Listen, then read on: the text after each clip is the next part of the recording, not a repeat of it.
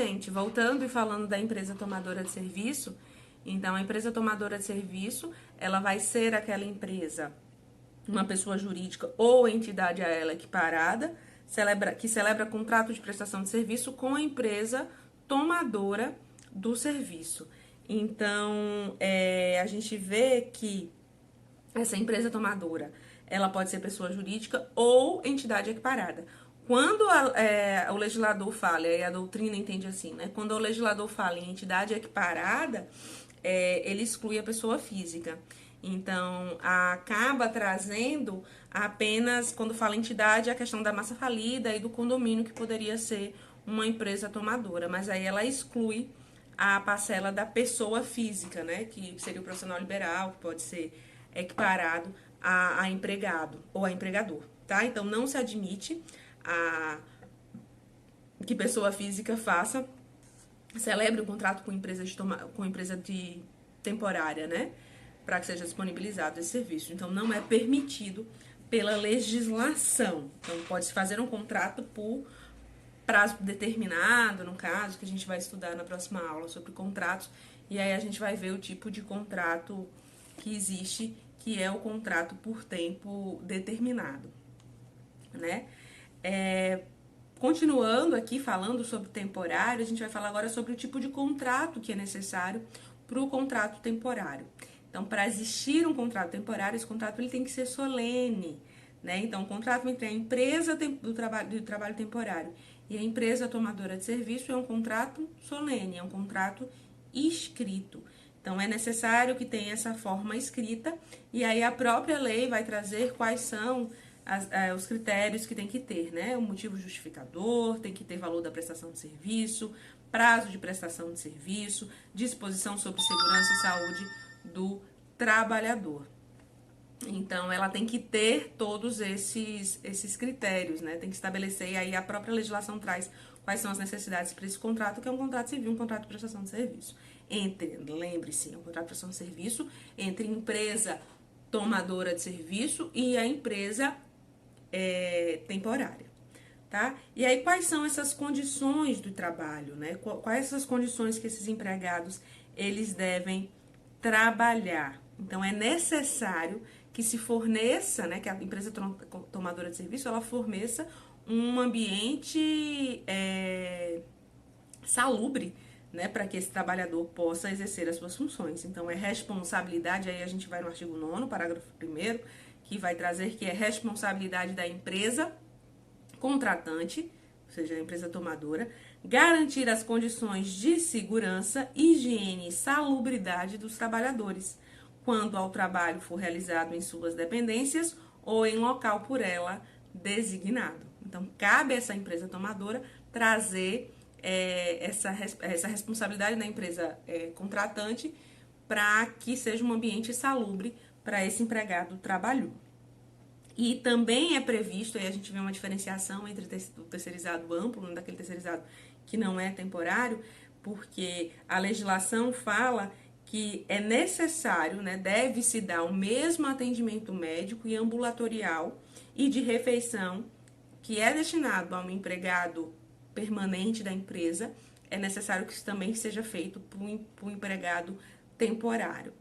Quando a gente fala em terceirização ampla, quando a gente fala simplesmente de terceirização, daqueles outros casos, quando não é temporário, não é necessário, ele não deve, ele pode, é uma opção do empregador fornecer o mesmo ambiente, o mesmo tratamento médico e ambulatorial. É uma opção. Então, aí você vê a questão da terceirização por si só, que a terceirização ela precariza porque você pode ter funcionários atuando na mesma empresa, mas com direitos distintos. Então, ela não precisa comer, ele não se garante o mesmo local de alimentação, a mesma alimentação, o mesmo atendimento médico hospitalar. Ele pode, se ele quiser, uma discricionariedade do empregador. No caso, quando a gente fala de temporário, não. No caso do temporário, ele deve fornecer, então ele tem que se equiparar, ele tem que dar as mesmas condições que ele dá para o seu empregado permanente, ele tem que dar para aquele empregado temporário que está ali substituindo alguém ou exercendo suas atividades para complementar o serviço que se faz necessário, né? Então, quanto à abrangência de atividades, né, quais são essas atividades do trabalhador temporário, a legislação A 13.429, que foi que alterou, né, que trouxe novidades para a lei 6.019, ela vai trazer dizendo que você pode fazer, o temporário ele pode trabalhar tanto na atividade meio quanto na atividade fim. E aí, como ele fala o seguinte, passou a prever expressamente a possibilidade de contrato temporário sobre as atividades meios e as atividades fins da empresa. Então, trabalho temporário não necessariamente é num setor específico como era antes do terceirizado, até porque hoje o terceirizado também pode em tudo. Mas ela pode ser tanto na atividade meio quanto na atividade fim, desde que obedecido aqueles requisitos. Então, a gente tem 2 requisitos que a gente tem que obedecer, que é para substituir, né, a necessidade de substituição de pessoal permanente e a necessidade de complementação da demanda, né, quando é necessário, onde há um aumento dessa demanda.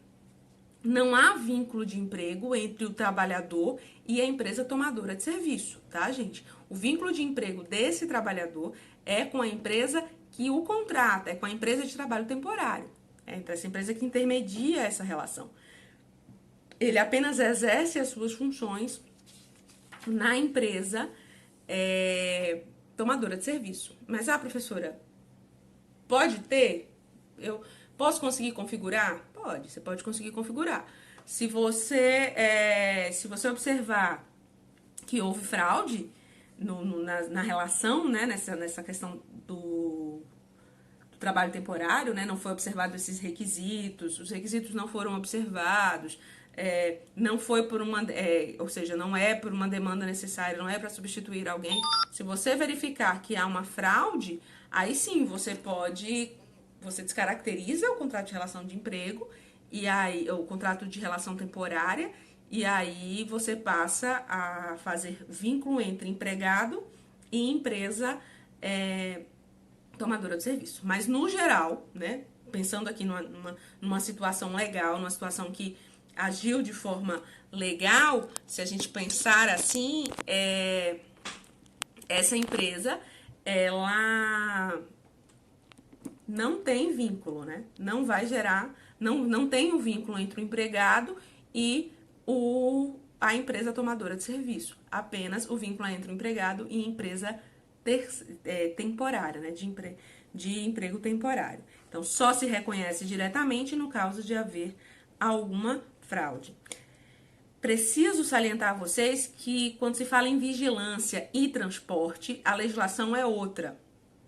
Então, não tem aplicação da legislação 6.019 para trabalho temporário na questão de vigilância e empresa de transportes. Então, ela não se aplica nesse caso. Então, eu não posso comprar de forma temporária em vigilante e transporte de valores, tá? Em transporte de valores, aquele pessoal que faz transporte de carro forte, né? Professora, você falou ali no começo da aula que há uma diferença entre a terceirização comum, né, e a terceirização específica, como o temporário, que um é determinado. Você me disse que o temporário é determinado. Você tem um prazo específico para que ele aconteça. E qual é esse prazo? Então, a legislação ela vai trazer um prazo para que o trabalho temporário exista. Então, esse prazo, ele é de até 180 dias, prorrogáveis por mais 90 dias. Então, somando-se assim, o empregado temporário ele pode exercer suas funções na mesma tomadora de serviço por 270 dias. Então, o comum é 180 dias, então você pode contratar por até 180 dias, consecutivos ou não, e prorrogáveis por mais 90. E aí eu vou ler para vocês o artigo 10º da Lei 6.019, que vai informar que o contrato de trabalho temporário com relação ao mesmo empregador não poderá exceder o prazo de 180 dias consecutivos ou não. O contrato poderá ser prorrogado por até 90 dias consecutivos ou não, além do prazo estabelecido no parágrafo 1º deste artigo, quando comprovada a manutenção das condições que o ensejaram. Então, pode ser de 180 dias consecutivos ou não, e poderão ser prorrogados por até 90 dias. Então, eu tenho um prazo máximo de 270 dias para um contrato de trabalho temporário do empregado com aquela mesma empresa tomadora de serviço. Então, ele só pode trabalhar 270 dias naquela empresa.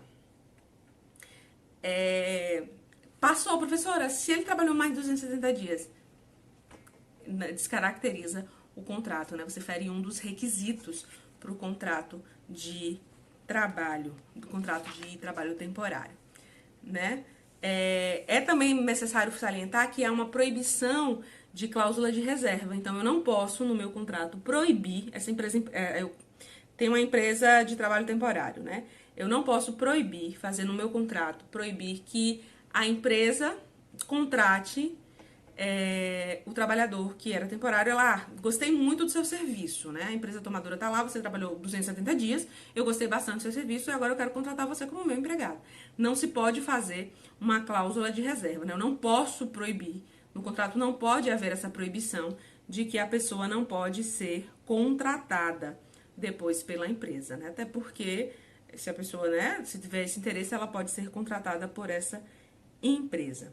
Agora, é necessário que o contrato de trabalho, agora eu vou falar uma outra questão, que o contrato de trabalho de empregado, entre o empregado temporário e a empresa, ela é um contrato escrito, tá, gente? É necessário que esse contrato ele seja solene, que ele seja um contrato escrito, constando expressamente os direitos conferidos ao trabalhador pela própria lei.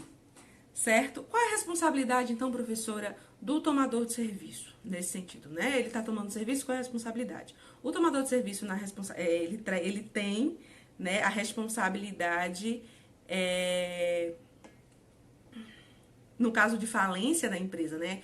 Professora, a empresa faliu, e aí, qual vai ser a responsabilidade? Eu tenho uma empresa lá, a empresa terceirizada, ela faliu. E aí, ele vai responder de que forma? Como é que vai ser essa responsabilidade? Aí ele vai responder de forma solidária. Então, no caso de falência da empresa temporária, faliu, o empregador vai ficar sem dinheiro? Não. Quem vai responder de forma solidária. O que é essa forma solidária, professora? Não tem benefício de ordem. Todo mundo responde igual. Então, quem tiver o dinheiro, você vai lá e vai pegar o dinheiro dele, tá? Caso não haja falência, caso não tenha essa falência, como é que essa responsabilidade vai ser? Ela vai ser uma responsabilidade subsidiária. E eu preciso que vocês entendam isso, porque no mundo comum, quando vocês forem advogar, né, quando vocês forem lidar com o direito do trabalho na prática, vocês vão perceber isso na hora dos pedidos, né, numa petição inicial. Então, quando se fala em temporário, quando você fala em terceirização, digamos assim, num sentido amplo, a gente fala sempre numa responsabilidade subsidiária.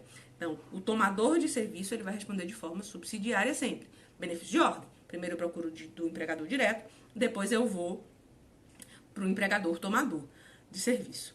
Mas, no caso de temporário, eu vou responder de forma, a empresa tomadora vai responder de forma solidária, apenas no caso de falência da empresa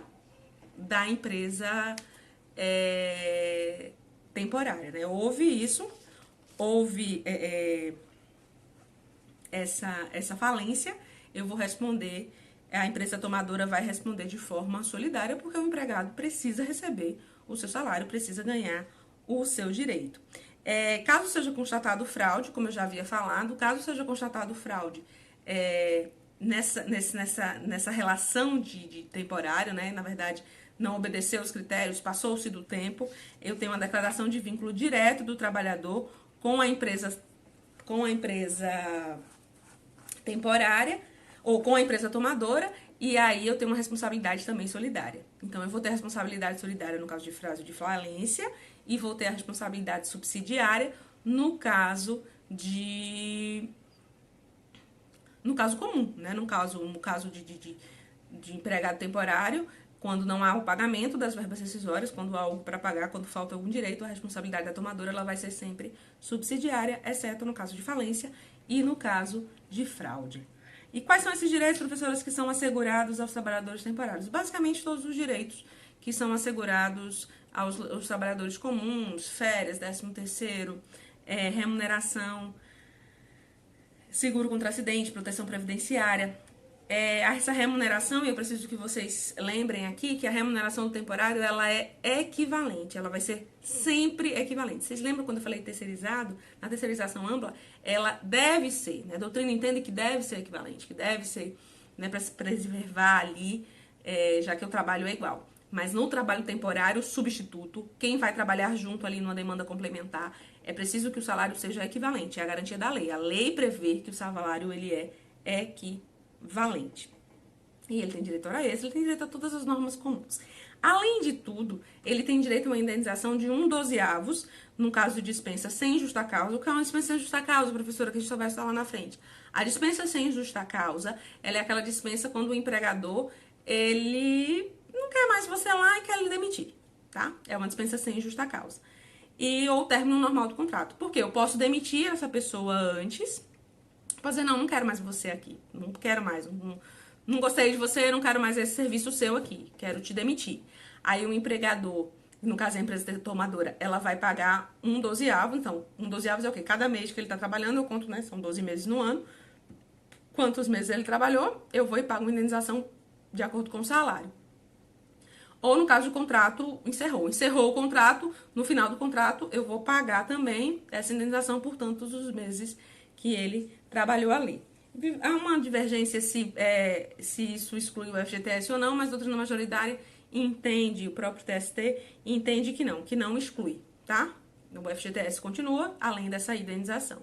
E aqui é bom saber que o contrato temporário, ele não tem direito a aviso prévio, porque é um contrato determinado, a gente vai estudar na próxima aula sobre contratos determinados, e aí a gente vai entender, e também a gente vai estudar mais na frente o que é aviso prévio. Aviso prévio, fazendo um adendo aqui, é quando o empregado ele é dispensado sem justa causa, ou basicamente quando ele é dispensado sem justa causa, ou culpa recíproca, e aí ele tem direito a um aviso prévio proporcional ao tempo de serviço.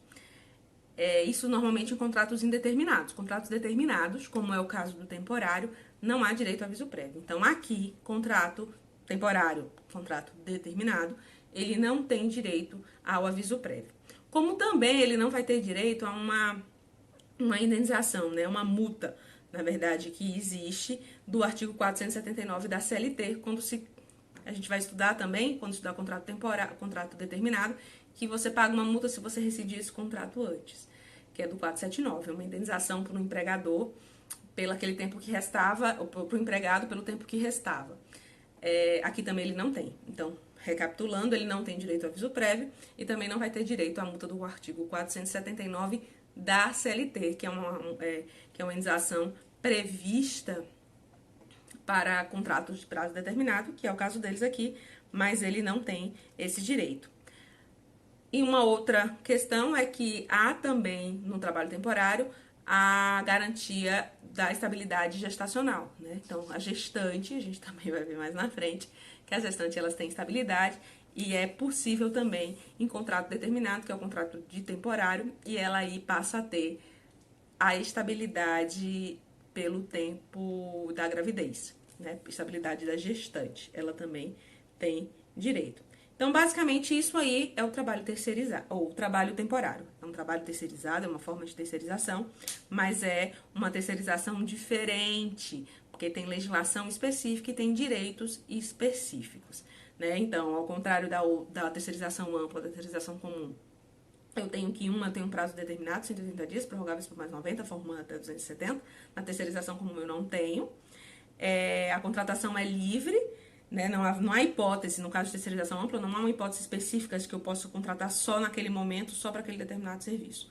No trabalho temporário, não. Eu tenho hipóteses expressas de que eu posso contratar as pessoas de forma temporária.